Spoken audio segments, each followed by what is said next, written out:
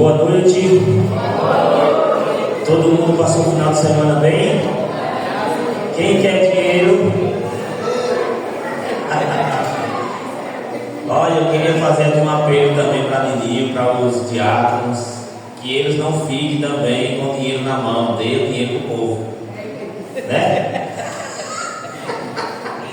Dê o dinheiro pro povo, não fique com o dinheiro na mão, certo? Eu fiz aqui uma promessa ontem, não foi? Eu disse que a visita que trouxesse uma mulher de pau, foi? Ganhava 2 calebinhos de 50, foi? Só 2 calebinhos de 50. E quem trouxesse junto com essa mulher de pau uma visita, ganhava mais 2 de 100. Não foi assim? Eu estou com dinheiro aqui e quero cumprir minha palavra. Quem trouxe a mulher de pau? Mas não é. Chamei 10, até foi isso, não deu nenhum, aí passei. Ela chamou 10 para ver se vinha uma. Aí não veio nenhuma. A mulher não tinha, é minha, agora o corpo passou. Tá certo. Alguém trouxe também visita? Vocês que trouxeram a mulher de pau, vocês que vinham aqui à frente trazer esse mulher de pau aqui para mim, por favor. Mas não é sua não, Só a mulher, né? Não, só para a igreja ver que vocês trouxeram aqui.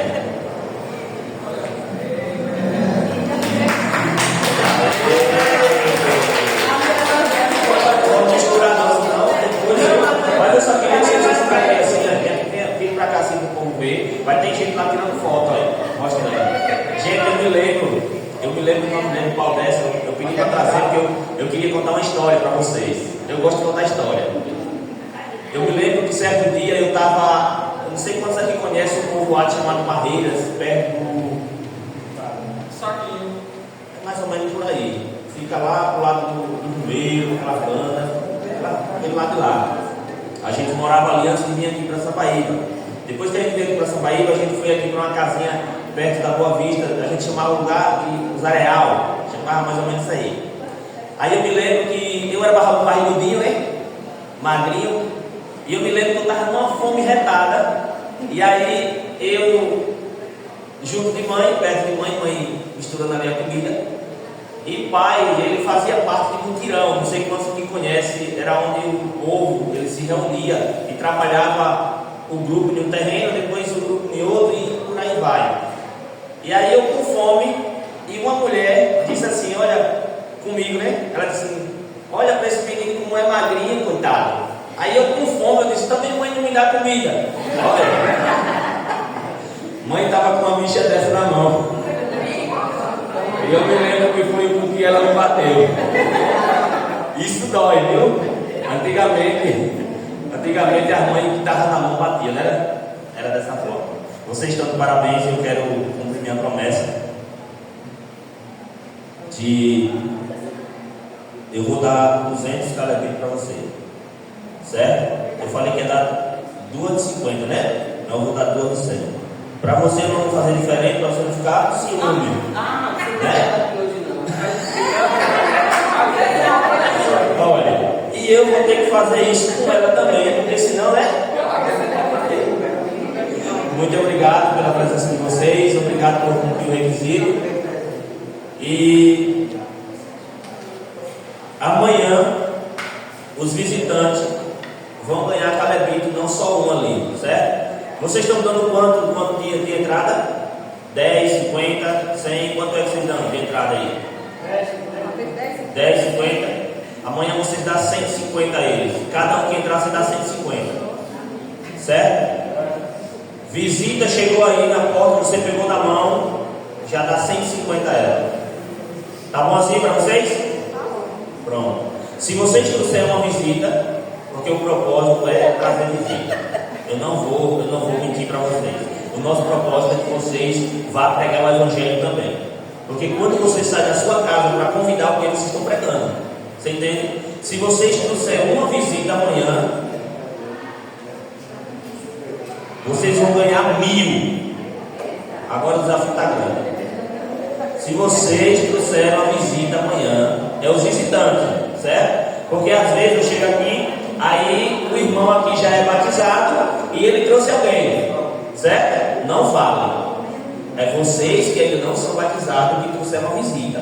Aí vocês vão contar de 10 nesse dia. 1, 2 até 10, entendeu? Eu vou dar para vocês aqui. Eu não, minha mãe faz isso aqui. Então, se há um momento de vocês começar a crescer financeiramente, esse é o momento. Vai lá amanhã e arruma uma visita, traz ela, porque você vai ganhar 1000 galerinha. Certo? Muito bem, muito boa pergunta. Ninguém ele chegou a falar aqui, e às vezes a gente passa despercebido. A gente está com esse brinde. Se eu perguntar para alguém aqui, vai ter alguém que já tem mais de 1000 aí junto. Quem aqui já tem mais de R$1000 aí, 1000 galerinhas junto? Levanta a mão aí para me ver. Mais de 1000. Ninguém ainda? Estou quase com quase. Pronto. Mas vamos supor que eu vou pegar um brinde daquele. Eu que estou aqui à frente, eu que vou leiloar. Estou dizendo assim, às vezes seja eu, mas não vai ser eu. Aí eu vou lá na frente, pego um brinde daquele, e aí eu vou estipular um valor para aquele brinde. Aí eu vou dizer assim, olha, esse brinde aqui, eu vou começar ele com 50 calebitos. Qualquer um de vocês aqui tem 50 calebitos, certo? Tem uma notinha de 50, qualquer um de vocês tem. Aí você vai dizer assim, olha, eu quero esse calebito por 50. Eu quero comprar ele por 50. Só que tem outra pessoa que também quer o presente. E ele está com muito dinheiro. Aí ele vai dizer assim, eu dou 60.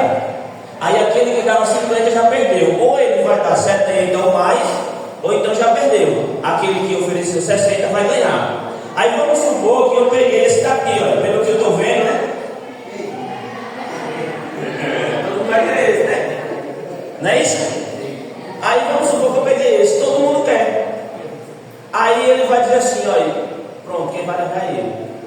Os caras viram que vem jogar todo mundo. Aí ele já sabe também. Eu vou dar 2.675 calebitos desse daí. Aí o outro, poxa, eu não vim toda noite, não ganhei calebito, não fiz requisito, eu não cheguei nesse valor. Então esse já não vai levar. Você está entendendo? Aí o outro diz assim, rapaz, eu tenho 4.000 calebitos. E quem vai levar ele? Aí vai oferecer esses 4.000 calebitos. Quem dá mais calebito desse daqui é quem vai levar. Você está entendendo? É dessa forma que a gente vai fazer. Por isso quando eu digo assim, olha, vocês não percam a noite, porque cada vez que você vem, você vai ganhar só por vir. E aí eu vou lançar, ou alguém vai lançar alguns requisitos para vocês. Se vocês se esforçarem, que nem a moça ali disse, ela se esforçou tanto, coitada, que valeu para ela, né? Ela disse que convidou 10. Porque eu disse, olha, se você trouxer uns, esse um já ganha 2. Se você trouxer 2, você já vai ganhar 4. E por aí por diante, eu vou levar 10, vou já ganhar 20. Ela já ganhar 2.000 calebinhos para ela. Você está entendendo? Então assim, se você se esforçar para trazer visita amanhã, aí você vai ganhar. Se você trouxer uma visita, eu ainda vou fazer isso, menino, olha. Se ela trouxer uma visita, ela ganha 1.000. Se a mesma pessoa dizer assim, eu trouxe essa e essa, ela vai ganhar 2.000. Se ela dizer assim, eu trouxe essa, ela vai ganhar o tanto de visita que ela trouxer, vai valer 1.000 calebitos para ela. Aí eu quero ver se vocês vão dizer que eu não quero dar dinheiro, porque desse jeito, né? Não tem como dizer que não quero dar dinheiro. Quem quer dinheiro? Muito bem. Mais alguma coisa que faltou aqui? Mais alguma dúvida sobre o sorteio? Pronto. A gente vai dar início agora ao nosso tema. O nosso tema de hoje vai falar sobre o dia em que Deus mandou construir uma casa sobre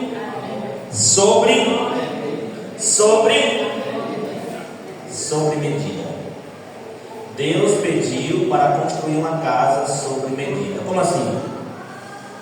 A construção do santuário foi uma iniciativa de quem? Por que Deus pediu para que fizesse um santuário? Olha, se o santuário foi uma iniciativa de Deus, para que Deus pediu para que fosse construído esse santuário? Para explicar ao povo de Israel de maneira ilustrada o plano da salvação. É desejo de Deus que todas as pessoas compreendam o caminho de onde? Deus pediu para que Moisés construísse um santuário, uma casa sobre medida, porque Deus queria mostrar, ensinar para o povo de Israel o plano da salvação. Como que era a salvação? Como que ia acontecer a salvação? E ele diz que é desejo dele que todos nós entendam esse plano. Como é que acontece, como é que é feito. Por isso que ele pediu para que Moisés construísse um santuário, construísse uma casa, para que os israelitas aprendessem a forma como era a salvação. Eu estou olhando aqui agora, estou vendo o pai segurando uma criança. Essa criancinha aqui, ela não sabe falar, ela vai crescer e vai ter um período de tempo que ela também não vai saber ler. A maneira mais fácil de ensinar as coisas de Deus é pegando um livro com imagem, não é assim? Ele pega um livro com imagem e ele começa a ensinar aquela criança dessa forma. Foi mais ou menos desse jeito que Deus ensinou o povo de Israel. Para Deus ensinar o povo de Israel da maneira mais fácil, ele disse assim: olha, agora você faça uma casa, um santuário, para que eu possa morar no meio de vocês. E de acordo com o que acontece no santuário, eu quero que vocês entendam o que acontece no céu. Para Deus ensinar o povo de Israel como era que acontecia no céu, ele precisou pedir para que fizesse um santuário na terra, para poder o povo aprender o que acontecia no céu. Vocês estão entendendo? Vamos mais para frente. O santuário feito por Moisés no deserto era apenas uma réplica, miniatura do santuário celestial, onde Cristo, como nosso sumo sacerdote, depois que ofereceu sua vida em sacrifício, ministra hoje em favor do pecador. Tudo que aconteceu ali no deserto, tudo que acontecia nesse santuário era uma miniatura, como se fosse uma imagem do que estava no céu. Aí eu queria que você abrisse aí a sua Bíblia no livro de Êxodo, capítulo 25, verso 8. O verso 8 do capítulo 25 de Êxodo diz assim: olha, e me farão um santuário para que eu possa habitar no meio deles. Esse foi o pedido que Deus fez para Moisés. Deus ele diz assim: olha, Moisés, me faça um santuário para que eu possa habitar no meio do povo. O santuário que Deus pediu para que Moisés fizesse era mais ou menos desta forma. Ele era cercado, tinha um pátio, dentro do pátio tinha um altar de sacrifício, no pátio também tinha uma pia, que era para o sacerdote lavar as mãos. Dentro desse pátio, lá dentro, tinha a cabanazinha, que tinha 2 compartimentos. O primeiro compartimento, pode passar? O primeiro compartimento tinha o candelabro, que é esse lugar onde tinha as luzes, as velas, o candeeiro, né, para iluminar. Tinha também uma mesa dos pães, que chama-se os pães asmos, né, o pão da propiciação. Tinha também o altar de incenso. Isso ficava no primeiro compartimento. Do primeiro compartimento para o segundo compartimento tinha uma cortina, vamos dizer, um véu. A Bíblia chega a falar de véu. Tinha um véu, uma cortina que dividia os cômodos. Um era chamado de lugar santo e o outro é o lugar santíssimo. Dentro do lugar santíssimo, onde está lá aquela cortina vermelha para lá, tinha a Arca da Aliança. Dentro da Arca da Aliança tinha 3 coisas. Tinha o bordão, o cajado de Arão que floresceu, tinha um pouquinho de maná e tinha também as 2 tábuas dos 10 mandamentos. Estava dentro dessa arca. Em cima dessa arca tinha uma tampa que era feita de ouro. Essa tampa cobria, em cima dessa tampa tinha dois anjos, era feito 2 imagens de anjos, era coisa extraordinária. No meio desse anjo tinha uma luzinha que a Bíblia chega a falar, dá o nome de Shekinah. Isso quer dizer a presença de Deus. Ali era a presença de Deus. O que acontecia? todos os dias, sem exceção, todos os dias, o homem pegava um cordeiro pela manhã e um cordeiro pela tarde. Tinha que sacrificar dois cordeiros todos os dias, um pela manhã e o outro pela tarde. Quando eu, como pecador, vou me colocar aqui no lugar, né? Quando eu, ou ser humano, chegava lá, ele entrava pela porta, o sacerdote estava lá guardando, o sacerdote ele analisava o cordeiro, porque esse cordeiro, ele simbolizava quem? Ele simbolizava Cristo. Esse cordeiro ele não podia ter defeito, esse cordeiro não podia ter mancha, esse cordeiro tinha que ser de um ano de idade, tinha que ser novinho, ele tinha que ter uma idade exata, um tempo exato.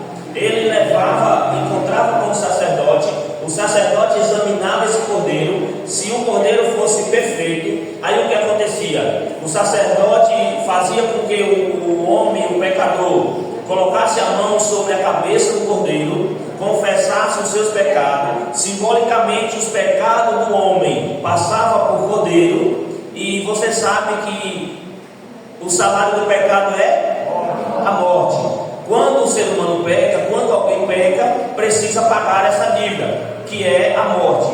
Para o homem não morrer, aí o homem simbolicamente confessava os pecados passavam por cordeiro, imolava o cordeiro, matava o cordeiro, pegava o sangue daquele cordeiro, aspergia em alguns lugares do santuário, ia lá também na cortina, aspergia ali no lugar santo, no lugar santíssimo. Aquele cordeiro ele era queimado. Isso era feito todos os dias. Aonde é que eu quero chegar? Tudo que você vê nesse santuário, nessa casa que Deus ele pediu para que Moisés fizesse, tudo que você vê aí de altar de incenso, altar de sacrifício, as pias com a água, a mesa com os pães, o cordeiro, o sacerdote, o sumo sacerdote, tudo que você vê aí representa Cristo. Até a porta dessa casa representa Cristo. Até a porta. Um dia, Jesus ele veio à terra. Jesus ele desceu do céu, ele veio à terra e ele passou 33 anos. Ele ensinou como era para a gente viver. E depois de 33 anos ele foi para a cruz. No momento que Cristo morreu na cruz, esse véu que separava os dois lugares, o Santo e o Santíssimo, a Bíblia diz que ele se rasgou. Ele se rasgou de cima para baixo, dando a entender que não precisava mais esse sacrifício que o ser humano fazia, porque todo esse sacrifício que o ser humano fazia, ele simbolizava a morte de Cristo. Todos os pecados que é confessado, ele é transferido para alguém. O ser humano confessava os seus pecados, os pecados eram transferidos para o bode, e o bode morria. Cristo veio, e quando Cristo veio que morreu, ele estava morrendo pelos nossos pecados. Aí quando Jesus vem, que morre pelos nossos pecados, João, o evangelista, o João o Batista, ele chega a olhar para Jesus e diz assim: ó, esse é o Cordeiro de Deus que tira o pecado do mundo. Quando Jesus morre, aí Jesus diz assim: olha, agora não precisa mais vocês estar matando o cordeiro, não precisa mais você estar oferecendo cordeiro pelos seus pecados. Aí o véu se rasga, dando a entender que ali acabou. Não existe mais lugar santo nem lugar santíssimo, acabou. O nosso cordeiro agora é quem? É Cristo, que morreu na cruz. Eu queria continuar mais um texto. Hebreus capítulo 9, verso 24 diz: porque Cristo não entrou no santuário feito por mãos, figura de verdadeiro, porém no mesmo céu, para agora comparecer por nós perante a face de Deus. Em alguma versão, esse texto diz assim: porque Cristo não entrou em santuário feito por mão humana, e sim no verdadeiro santuário que está no céu. Hoje, Jesus está em um santuário que não foi feito por mão de homem, mas sim no santuário celestial. Apocalipse 11, verso 19 diz assim: e abriu-se no céu o templo de Deus, e a arca da sua aliança foi vista no seu templo. Aí João diz assim: olha, no céu também tem um santuário, no céu também tem a arca. Tudo que foi feito aqui foi porque Deus mostrou para Moisés o que estava no céu. Foi uma imagem, foi uma miniatura do que tinha no céu. João 1,29 diz: no dia seguinte, João viu a Jesus que vinha para ele e disse: eis o Cordeiro de Deus que tira o pecado. João, ele estava batizando, e em certo momento Jesus se aproxima e ele diz assim: olha, esse aí é o Cordeiro de Deus que tira o pecado do mundo. Olha, quando a gente vai estudando a Bíblia, a gente encontra logo próximo a essa passagem, capítulo 1, no verso 43, a gente encontra uma passagem extraordinária. A gente encontra dois amigos, Filipe e Natanael, dois amigos. Eu ainda tenho a ousadia de dizer que esses eram dois amigos inseparáveis. O texto diz assim, ó: no dia imediato resolveu Jesus partir para a Galiléia, e encontrou a Filipe, a quem disse: segue-me. Ora, Filipe era de Betsaida, cidade de André e de Pedro. Filipe encontrou Natanael e disse-lhe: achamos aquele de quem Moisés escreveu na lei, e a quem se referia aos profetas, Jesus o Nazareno, filho de José. Filipe se aproxima de Natanael e diz: Natanael, nós encontramos aquele de quem os profetas falavam. Nós encontramos Jesus, o Messias, o Salvador. Nós encontramos eles porque eu estava lá com João Batista, e João Batista olhou para ele e disse assim: olha ali ele, é esse o Cordeiro de Deus que tira o pecado do mundo. Eu não conhecia ele, porque ele já existia antes de mim, mas eu vim para isso, eu vim para pregar, para batizar com água. Eu vim preparar o caminho para ele. Eu escutei Natanael, ele dizendo.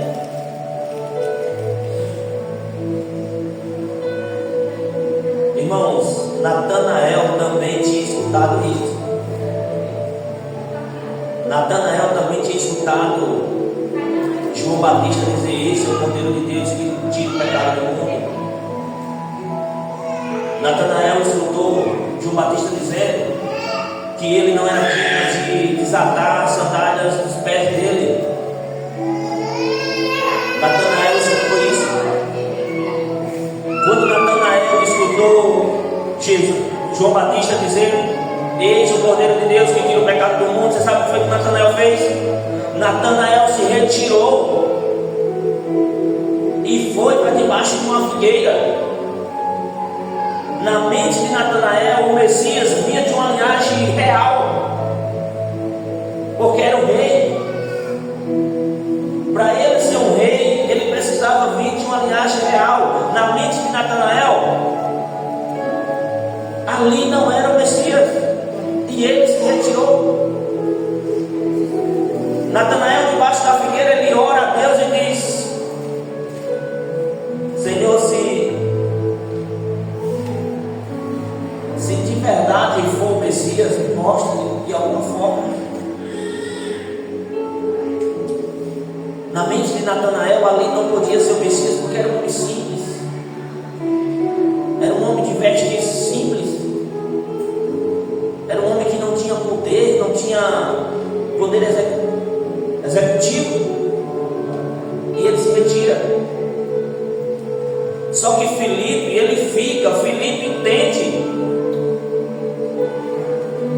Filipe entende que ali era o Messias, era o Filho de Deus, era o Salvador. E Filipe diz assim: agora eu vou procurar Natanael? Cadê Natanael? E aí corre procurar Natanael, e Natanael não está ali mais. Só que um verdadeiro amigo sabe onde o outro esconde. Sabe ou não sabe? Sabe. Você sabe onde o seu amigo, a sua amiga pode estar quando está passando por dificuldade. Você sabe onde sua amiga ou seu amigo pode estar quando está passando por tribulação. Eu vou lá na casa dela, eu vou lá na casa dele, ele não está lá. Ele pode estar em tal lugar, porque quando ele está passando por isso, ele vai para lá, então eu vou lá. Você sabe onde seu amigo ficou. E Filipe sabia onde Natanael estava. E Filipe foi correndo encontrar Natanael. E ele disse: Natanael, nós encontramos o Messias, nós encontramos aquele de quem os profetas falavam, nós encontramos aquele de quem estava escrito, Jesus o Nazareno. E aí Natanael se lembra daquela imagem de Jesus descendo para encontrar João Batista, aquela imagem de homem simples. Aí Natanael vai e diz: de Nazaré pode sair alguma coisa boa?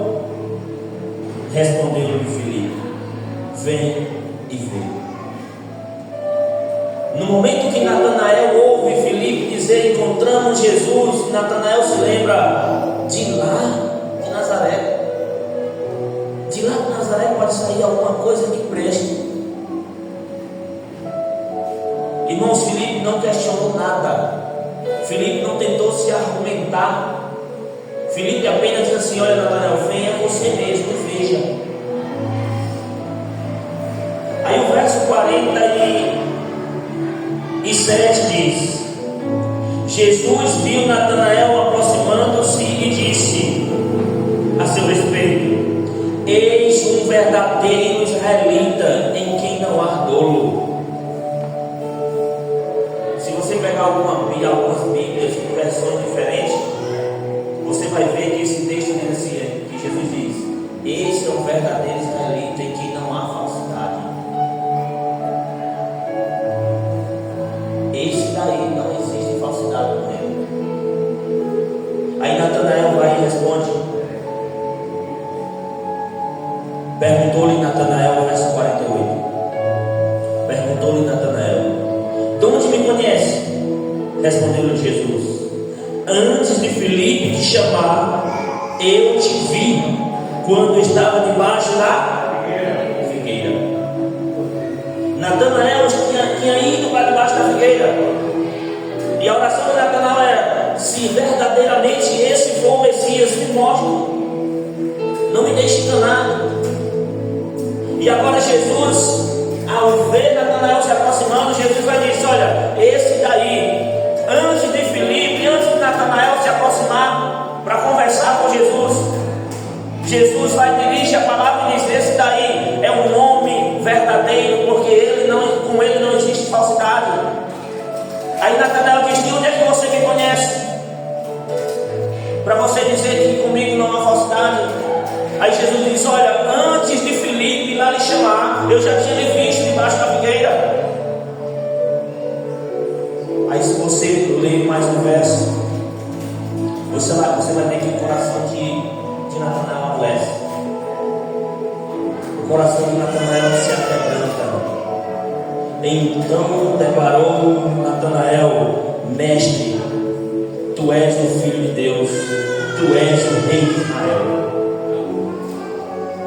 Natanael disse assim: eu agora reconheço, porque ninguém sabia onde eu estava, só eu e Filipe sabia onde eu estava, e o Senhor agora está profetizando, sabe onde eu estava? Verdadeiramente, Senhor, o Senhor é o Filho de Deus, o Senhor é aquele que Filipe estava me dizendo. Jesus, ele se alegra quando Natanael diz isso, e Jesus ele fala. Ao que Jesus respondeu: porque te disse que te via debaixo da figueira, crê pois maiores coisas do que estas terás. E acrescentou: em verdade vos digo, que vereis o céu aberto e os anjos de Deus subindo e descendo sobre o Filho do Homem. Louvado seja Deus. Irmãos, eu tenho certeza, isso eu tenho certeza, de que Deus ama você de tal forma que não quer deixar você se perder. Ele não quer. Ele não quer ver você se perder. A Bíblia diz que ele fica triste. Ele fica amargurado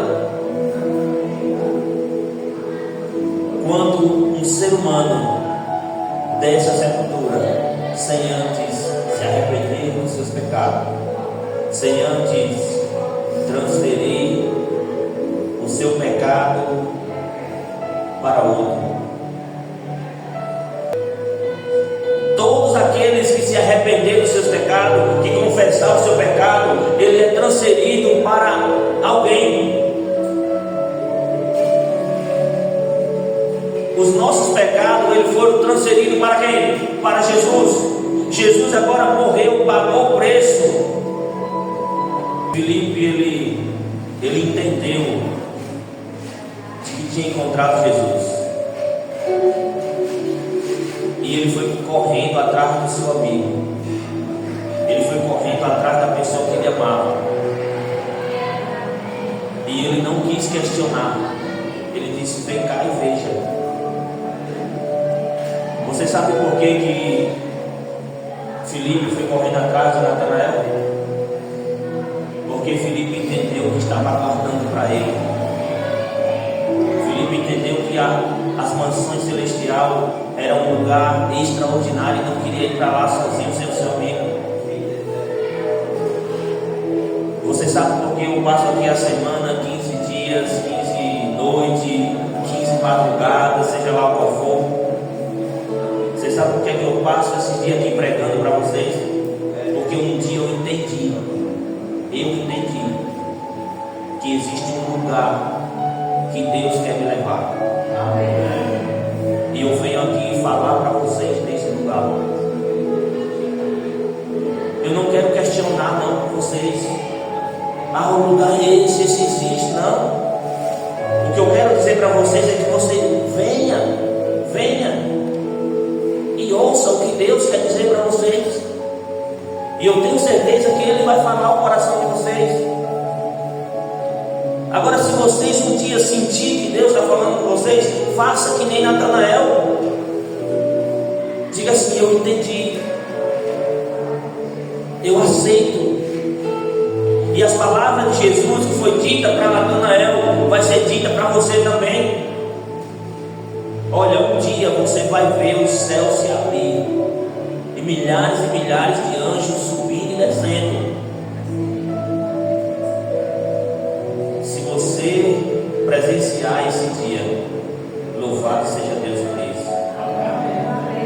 Se você presenciar o céu se abrindo e anjos subindo e descendo, é porque você vai fazer parte dos salvos.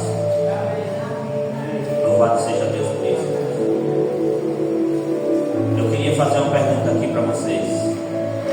Quantos aqui têm amigos, têm amigas que queria ver no céu? Levante sua mão. Eu tenho amigos e tenho amigas que eu queria ver eles no céu. Eu queria fazer uma outra pergunta. Que tal você convidar essa amiga ou esse amigo para dizer assim: venha cá amanhã, venha ver como é que está sendo a programação.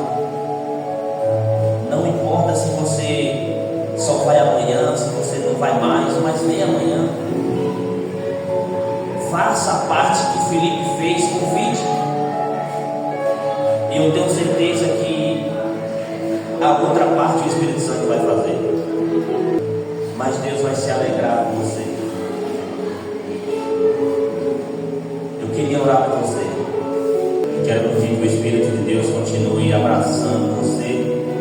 protegendo, guardando e livrando de todo mal. Eu sei que não é fácil. Uma vida de cristão não é fácil. Se tornar cristão é difícil. Quando você decide seguir a Deus, você automaticamente está decidindo andar contra o mundo. E você nadar contra a corrente é difícil. Andar ao lado de Cristo é andar contra o mundo. Mas existe uma coisa que eu não posso deixar de falar para vocês. Nós não vamos andar sozinhos. Jesus vai estar ao nosso lado. E se existe alguém que é capaz de fazer algo extraordinário, esse alguém é Jesus. Se alguém consegue fazer a água mudar de rota para ajudar no seu remo, para ajudar a levar você para o lugar certo, esse lugar é Jesus. Então, irmãos, se você está desejando tomar a decisão de seguir a Cristo e porventura está com medo do que vai acontecer, está com medo das dificuldades que vai passar, eu quero dizer algo que vai lhe confortar mais ainda. O Deus que você vai servir, ou que você sirve, é maior do que qualquer problema que você possa enfrentar. Existe um escritor que diz assim: não diga para Deus que você tem um grande problema. Diga para o seu problema que você tem um grande Deus. Resista aos seus problemas, às suas dificuldades, e todas elas vão fugir de você. Todas. Isso eu tenho certeza. Quando nós resistimos à tentação, quando nós resistimos ao diabo, ele fuge da gente, ele vai fugir. É por isso, irmãos, que se você está sentindo o desejo de hoje se entregar a Jesus, feche os olhos e diga assim: Senhor, eu confio em Ti e sei que o Senhor nunca vai me abandonar. Entregue o seu caminho a Ele, confia nele, e o que você precisar na sua vida, Ele vai fazer com você. Eu queria orar por você nesse momento. Feche seus olhos, coloque a sua mão direita no seu peito esquerdo e vamos falar com o Papai do Céu. Pai querido,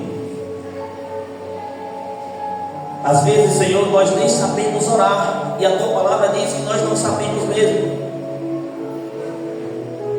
Mas é dessa forma, Senhor, que nós queremos expressar, é desse jeito que nós queremos dizer para o Senhor que nós queremos nos entregar em Tuas mãos. Hoje, Senhor, nós erramos, nós pecamos e queremos confessar os nossos pecados ao Senhor, para que o Senhor possa nos limpar, para que o Senhor possa nos purificar. Aqui, Senhor, nesta noite tem pessoas que estão sedentas, estão desejosas para se entregar ao Senhor, mas existe algo que prende, que segura, e ela não consegue, ele não consegue tomar a decisão de estar do teu lado. Existe algo que está prendendo, e eu quero nesta noite clamar pelo poder do Seu Santo Espírito, que o Senhor possa libertá-la, que o Senhor possa mostrar para ela que vale a pena se entregar ao Senhor, vale a pena sofrer pelo Senhor, vale a pena, Pai. Ajuda essa pessoa a tomar a decisão de estar ao teu lado. Ajuda essa pessoa a dizer sim para o Senhor, para que assim o Senhor possa fazer maravilhas na vida dela. Pai querido, nós vamos sair agora e vamos para casa, o lugar onde a gente vivemos pouco tempo, porque nós vamos viver eternamente com o Senhor. E nós queremos pedir uma bênção ao Senhor, que anjos com espada de fogo desembanhada possam ir à nossa frente, abrindo o caminho, lançando fora as pedras que estão ali para que a gente venha tropeçar, destruindo o inimigo que vem estar à nossa frente, preparando, Senhor, o nosso lar, nossa entrada, nossa saída, e nos ajudando, Pai, que esta noite possa ser uma noite de bênção, uma noite reparadora, e que ao amanhecer, Pai, os teus anjos possam nos acordar para mais um novo dia. Pedimos essas bênçãos em nome de Jesus. Amém.